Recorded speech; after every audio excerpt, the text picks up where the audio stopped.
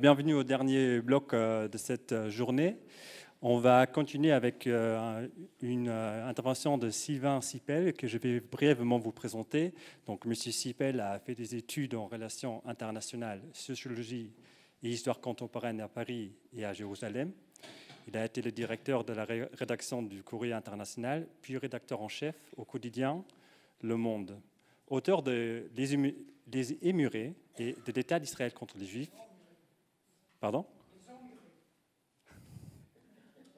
Les Emmurés et de l'État d'Israël contre les Juifs. Il écrit depuis 2014 pour Orient 21 des articles concernant majoritairement Israël et le sionisme. Et avec ça, je vous donne la parole. Merci d'être ici aujourd'hui.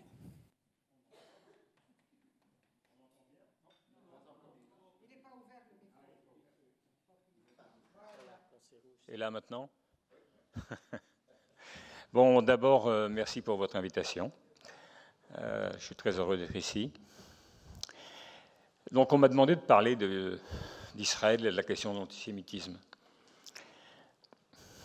Je vais commencer un peu pas par un cours d'histoire, mais par l'histoire.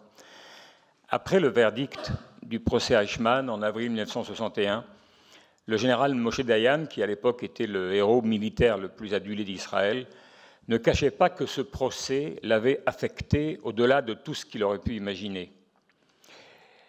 Ce militaire, qui était le favori de David Ben-Gurion, le fondateur de l'État d'Israël, était aussi le personnage public le plus charismatique du pays. Il était souvent invité à parler devant des élèves de lycée ou des étudiants. Après ce procès, il racontait à ses auditeurs l'anecdote suivante. En 1945, sous-officier dans l'armée britannique, il avait vu 1 millier de SS à la tête de mort devenus prisonniers dans un camp d'internement anglais. On leur avait donné des pantalons sans boutons et des chaussures sans lacets pour rendre plus difficile toute tentative de fuite. Ils étaient 1000 et pour les garder, il n'y avait que 2 soldats armés d'un pauvre fusil et vieux fusil à 6 coups. C'est tout. Eh bien, disait Dayan, ces Übermenschen SS ne se sont à aucun moment révoltés. Aucun d'entre eux n'a jamais essayé de s'enfuir. Pourquoi il racontait cette anecdote ? Il racontait cette anecdote parce qu'il voulait faire passer aux jeunes Israéliens un message. Même les plus forts, les plus aguerris, lorsqu'ils sont placés dans une situation sans issue, s'abandonnent à la passivité.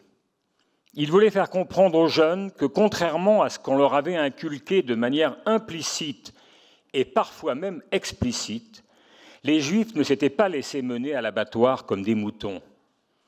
Ils avaient été exterminés parce que les nazis les avaient placés dans une situation où il n'y avait pas d'issue possible. Une situation de vaincu où toute révolte paraissait vouée à l'échec. Et non pas parce qu'ils étaient congénitalement des faibles. Dans les ghettos, les déportations avaient eu lieu après que les populations juives avaient été préalablement totalement affamées, effroyablement affaiblies, rappelait-il. Dayan tenait ce discours pour une bonne raison.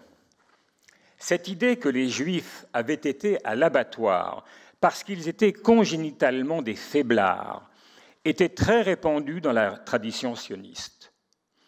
Le sionisme, toutes tendances confondues, jugeait que la situation du juif en diaspora s'assimilait à un état de soumission acceptée, transmise de génération en génération, et que c'est cette soumission congénitale qui les avait rendus incapables de se défendre face à la bête nazie. Jusqu'au procès Eichmann, Dayan lui-même avait partagé cette vision dégradante des Juifs galoutiques, comme on disait en Israël, et comme on dit encore parfois en Israël. Ces Juifs de la diaspora qui ne faisaient que subir sans agir face à l'antisémitisme. Cette vision réduisait le Juif de la diaspora à la seule dimension de la faiblesse, de la peur et de la couardise.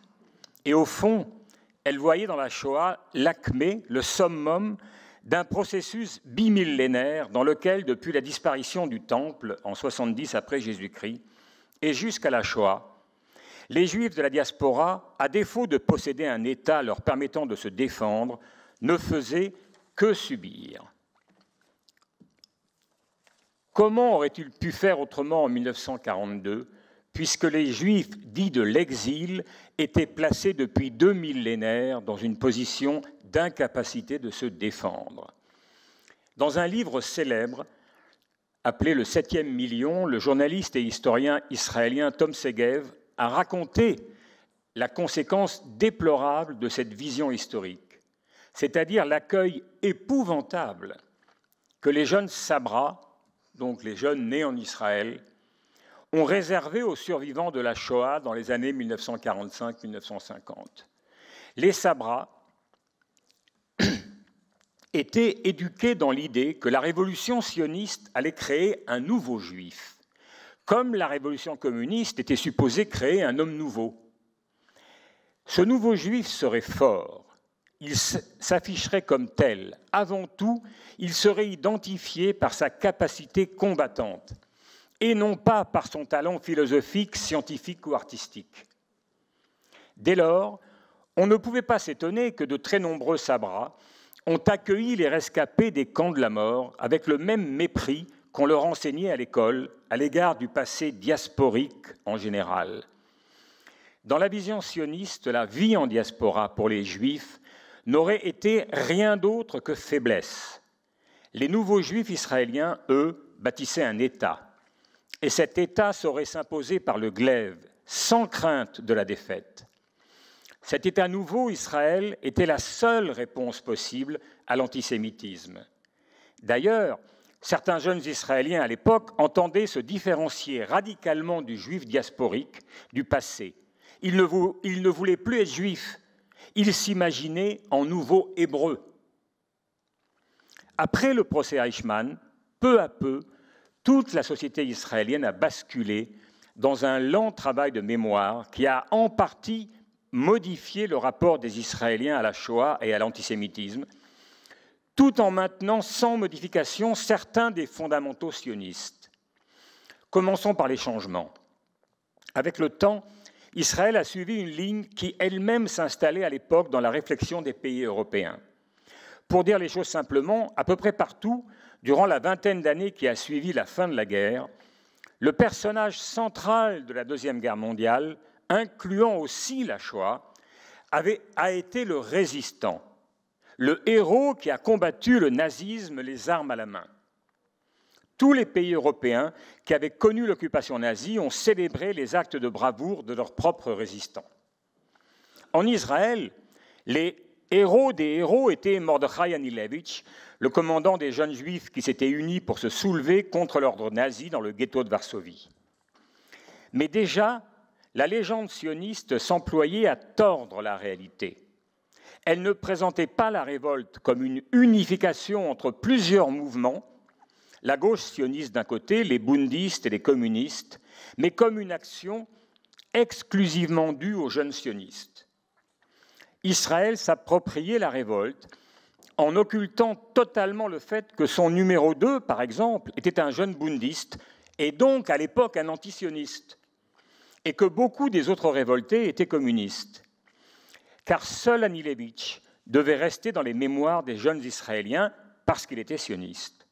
Progressivement, cependant, la figure du combattant a commencé de disparaître devant celle du juif qui a été exterminé durant la Shoah, non pas parce qu'il a combattu les armes à la main, mais au contraire parce qu'il n'a pas pu combattre. Celui qui a été envoyé aux chambres à gaz pour le seul motif qu'il était juif. Ce changement a eu des implications bénéfiques. Le rescapé n'était plus un paria minable, mais il a eu aussi des conséquences inattendues. Désormais, la Shoah occupait un statut identitaire dans toute la société israélienne. Pour les juifs religieux, ces actes commis par Israël se justifient car Dieu leur a donné cette terre. Pour les non-religieux, le passé victimaire surgit pour interdire toute critique d'Israël au présent. Ce qui n'a pas changé après le procès Eichmann, C'est le rapport fondamental d'Israël à l'antisémitisme. Pour le sionisme, l'antisémitisme est un phénomène quasi naturel qui a commencé dès l'époque de la Bible avec le personnage d'Amalek, incarnation de la haine des Juifs, et qui a perduré sans interruption pendant 3000 ans. C'est un phénomène dont il serait illusoire de chercher à se débarrasser, tant il est inhérent à l'humanité. Dès lors, des pogroms jusqu'à la Shoah, l'histoire juive n'a jamais été rien d'autre qu'une succession de souffrances et de malheurs presque naturels, et ils étaient dus au fait que les Juifs ne disposaient pas d'État à eux pour les défendre. C'était ça l'explication. À partir de là, puisque cet État existe désormais, la Shoah et ses victimes ne pouvaient devenir que la propriété non pas des Juifs en général, encore moins de ceux des non-Juifs qui ont également été victimes de la Shoah, mais exclusivement de la seule mémoire israélienne. Israël revendique la place d'unique héritier légitime du passé victimaire, car de même qu'Israël entend incarner l'intérêt de tous les Juifs, je vous rappelle quand même que Jérusalem, d'après la loi fondamentale juive, n'est pas seulement la capitale d'Israël, elle est aussi la capitale éternelle du peuple juif. C'est l'expression consacrée en Israël. Très naturellement, Israël s'approprie pareillement la mémoire de la Shoah.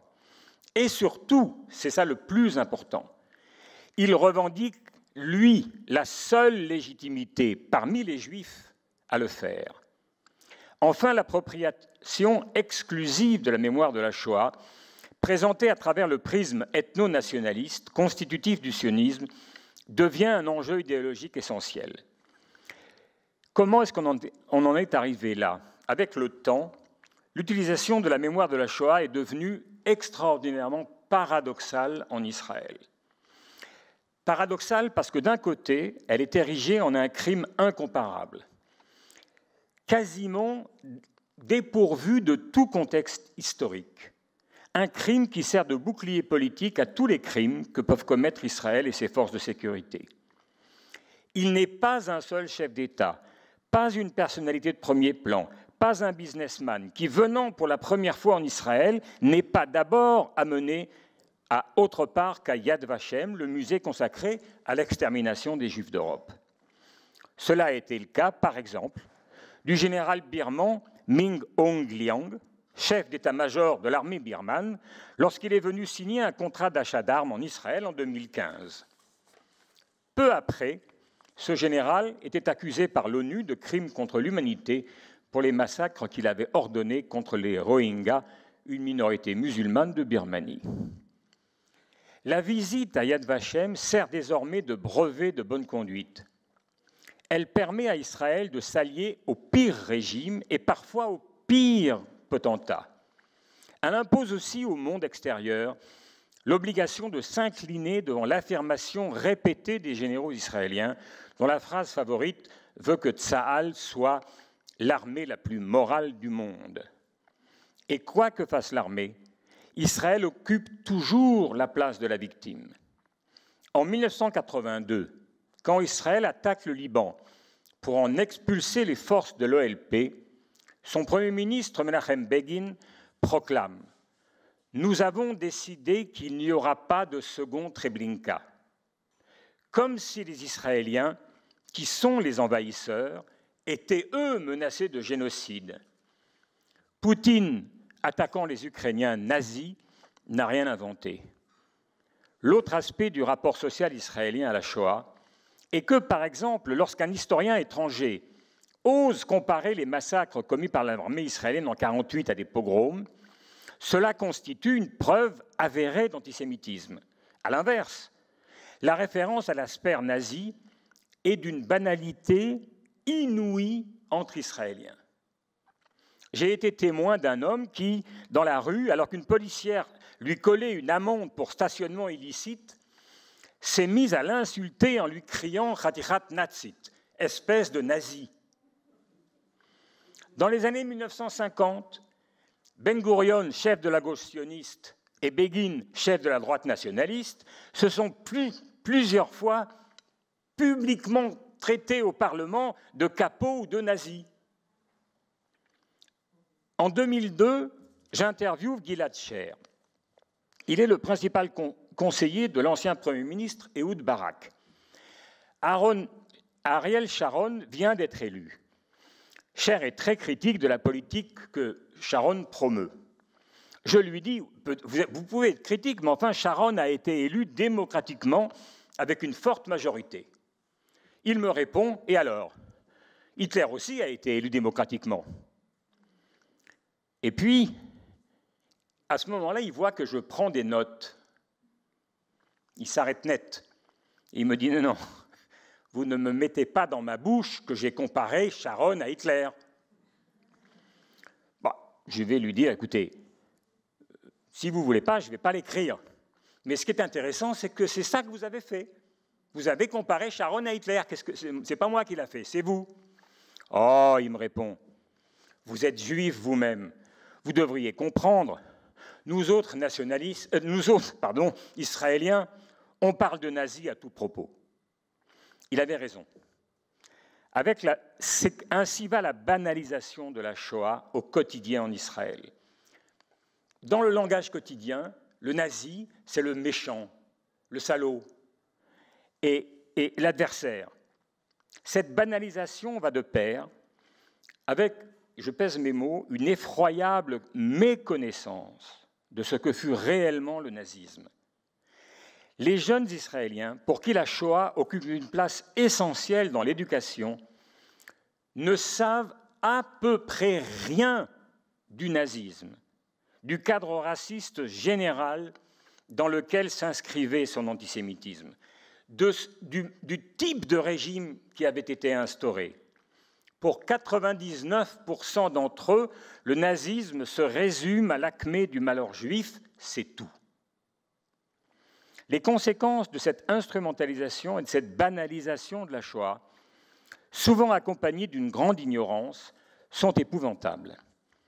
D'abord parce qu'elles permettent aux dirigeants d'user du nazisme et de la Shoah à des fins purement nationalistes. Israël a successivement présenté Gamal Abdel Nasser, Yasser Arafat ou enfin Mahmoud Ahmadinejad comme une réincarnation d'Hitler. Pourquoi pas Staline ou Mao Tse-tung ou un autre criminel de masse du XXe siècle? Pour deux raisons. La première, c'est que Hitler a focalisé sa folie meurtrière en premier lieu sur les Juifs. Mais aussi parce qu'on lui a légitimement fait la guerre, alors qu'on ne l'a jamais faite aux autres grands criminels de masse. Cet alliage d'idéologie et d'ignorance a atteint récemment des sommets inédits d'instrumentalisation. Le 20 octobre 2015, le Premier ministre israélien Benjamin Netanyahou parle devant les délégués du 37e congrès sioniste venu du monde entier. Il explique qu'Hitler, initialement, citation, ne voulait pas tuer les Juifs, il voulait seulement les expulser. L'inspirateur de la Shoah n'aurait pas été Hitler, c'était le moufti de Jérusalem, Haj Amin al-Husseini. C'est lui qui aurait conseillé à Hitler de se débarrasser des Juifs en les brûlant. Cette affirmation est ahurissante. D'abord parce que le moufti, qui était certainement antisémite, ne représentait rien. Il était un allié totalement mineur et récent d'Hitler, et leur rencontre dura un peu moins de 10 minutes. Ensuite et surtout, parce que lorsque les deux hommes se rencontrent, la Shoah a déjà commencé, surtout en Ukraine, avec les massacres de masse de Juifs par les bataillons spéciaux allemands, c'est ce qu'on a appelé la Shoah par balle, et les premiers gazages de Juifs dans les camions sont aussi menés. Et enfin, parce qu'au même moment, les nazis expérimentent déjà les premières chambres à gaz. Tous les grands historiens de la Shoah, américains, israéliens, tous les grands historiens de la Shoah s'offusquent. Ils traitent Netanyahou de falsificateur. Mais lui réitère ses propos. Pourquoi a-t-il besoin de ces fabrications négationnistes? Pendant longtemps, je me suis interrogé. La seule explication que je trouve est celle-ci. En faisant du moufti palestinien la source initiale de l'idée de gazer puis d'incinérer les Juifs, il transfère la responsabilité théorique de la mise en œuvre de la Shoah sur un Palestinien. Qui plus est, un moufti, donc un musulman, coup double. Un très grand nombre de dirigeants israéliens propagent l'idée que l'antisémitisme moderne est désormais l'apanage des musulmans. Le mensonge concernant Haj Amin permet de faire d'un religieux sunnite palestinien le vrai coupable initial, et du monde arabo-musulman actuel en général, et non plus de l'Europe, la vraie source du mal antisémite. À mes yeux, le plus intéressant de cette désolante histoire est qu'en Israël même, l'affaire a eu peu d'écho. Bien sûr, des historiens ont été outrés par les propos de Netanyahou, ils se sont exprimés dans des journaux, en fait dans un journal qui s'appelle Haaretz. Mais l'affaire n'a rien coûté politiquement à Netanyahou. Aucun homme politique n'a appelé à sa démission. Imaginez une minute un Premier ministre français, allemand, anglais, qui dirait publiquement qu'Hitler ne voulait pas tuer les Juifs. C'est quelqu'un d'autre qui lui a donné l'idée. Il est probable qu'il n'aurait pas pu rester très longtemps à son poste.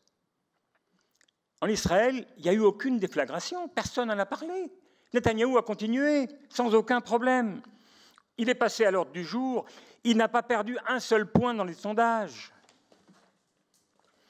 Je trouve cette anecdote extraordinairement parlante de ce que la distorsion du regard sur l'antisémitisme et la Shoah peut générer. Aujourd'hui, une grande partie de la classe politique et de la société israélienne s'allie sans aucun problème aux franges les plus racistes et identitaires de la planète. Aucun homme politique étranger n'a jamais été autant adulé en Israël que Donald Trump. Aucun. Tous les sondages, durant sa présidence, ont montré que les Israéliens le plébiscitent à plus de 70%. Même au Mississippi, à l'élection présidentielle, il n'a eu que 64%. Même au Mississippi. Or, l'homme, Netanyahou, est très proche des suprémacistes blancs. Il l'a montré jusqu'à l'insurrection du 6 janvier 2021 au Capitole. Israël entretient aussi des relations privilégiées avec l'Inde de Modi, qui est un raciste anti-musulman et pro-hindouiste effarant, la Hongrie d'Orban, le Brésil de Bolsonaro, etc. Bref, il s'allie avec toutes les droites et les extrêmes droites identitaires, au relent parfois antisémite.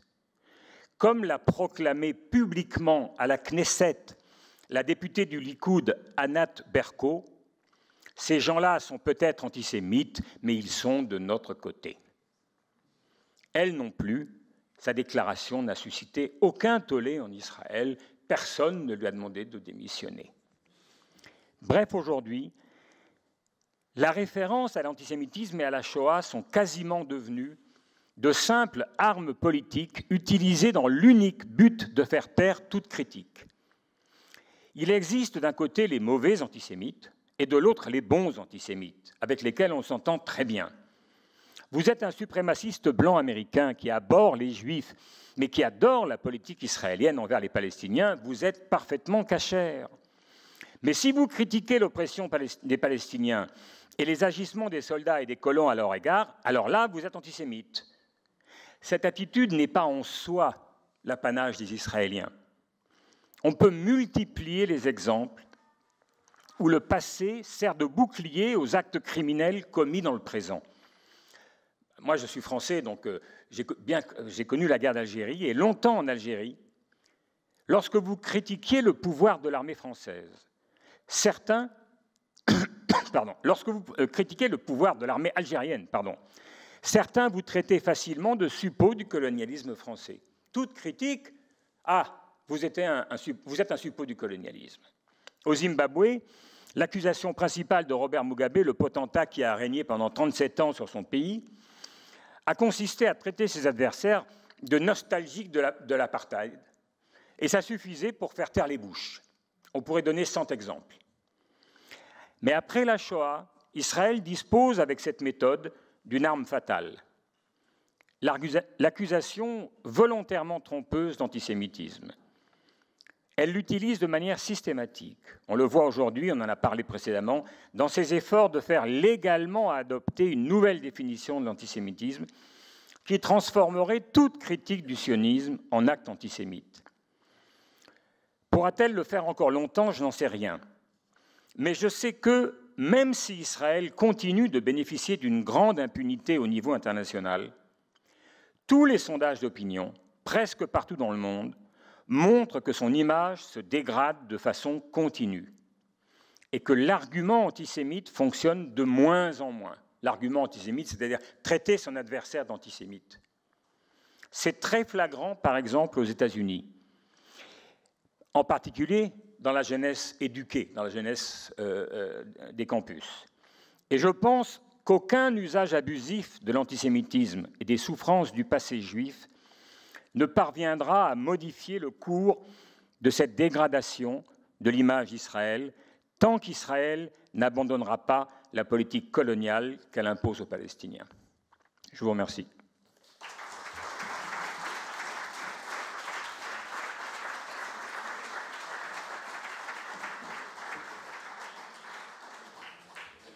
Donc, merci beaucoup pour votre présentation. Je pense qu'on a encore quelques minutes pour des questions-réponses. Je cherche Henri, on a combien de temps pour 10 minutes peut-être? 5 minutes? Bon, pour quelques questions en tout cas.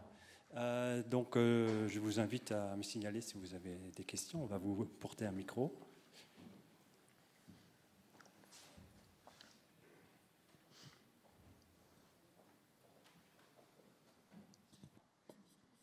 Oui, merci beaucoup pour votre présentation et votre présence. J'ai une question un peu provocateur peut-être.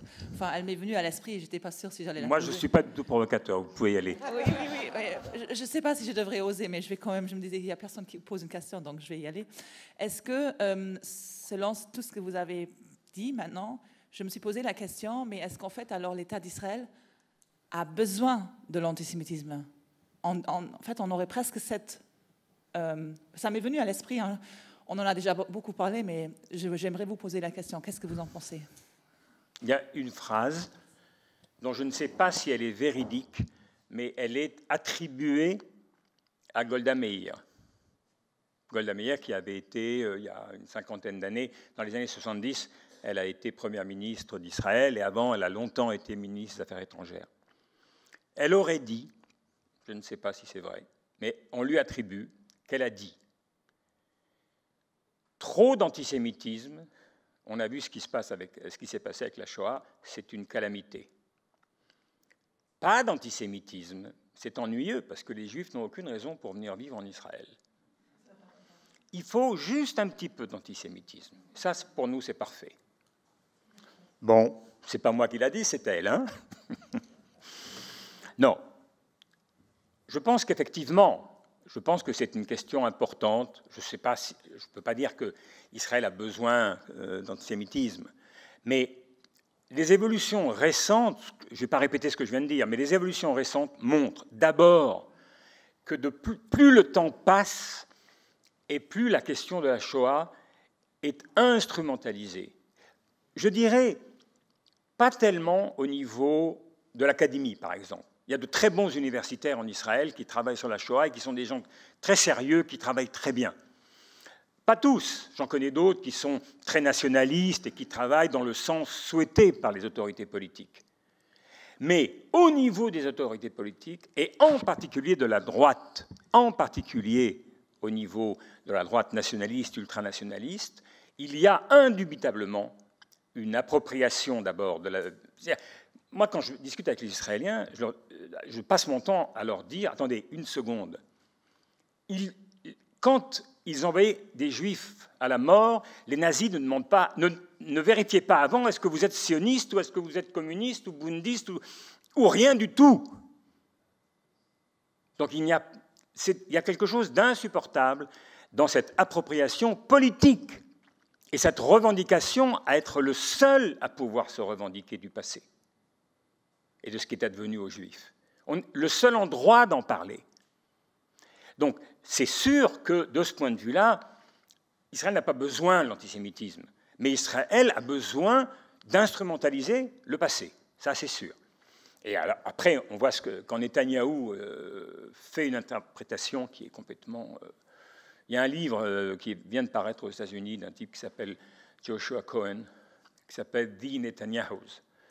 Et bon, c'est une œuvre littéraire, évidemment, mais ça décrit le père de Netanyahou. Et ça vaut le coup de le lire. C'est vraiment la description d'un enragé, quoi. C'est assez bien foutu. C'est un pur roman, mais c'est assez bien foutu. Voilà. Je ne veux pas en dire plus. Hein. Je ne vais pas dire qu'Israël souhaite l'antisémitisme, non. Mais il souhaite voilà, un peu d'antisémitisme, c'est pas mal. Oui. Bon, c'est une question un peu parallèle, mais probablement qu'Israël a besoin d'un peu d'antisémitisme, comme beaucoup de pays arabes ont besoin d'Israël, de l'existence d'Israël. Absolument. Si Israël n'existait plus, ou la politique d'Israël n'existait plus, beaucoup de pays arabes, beaucoup de régimes arabes pourraient tomber, parce qu'ils n'existent que parce qu'ils instrumentalisent Israël. Est-ce que le parallèle est juste ou... Je ne sais pas, moi, vous allez en Égypte, les sionistes sont responsables du sida, de la pauvreté, de la drogue en général, enfin, etc. Bon, ce sont des choses assez communément partagées, dans les journaux en particulier. Alors maintenant, ça fait un moment que j'y ai vu le régime égyptien, ça fait un petit moment que j'y ai pas été. Et je ne sais pas ce qu'on peut encore écrire ou ne pas écrire dans les journaux égyptiens. Non, on peut écrire très peu de choses. Hein.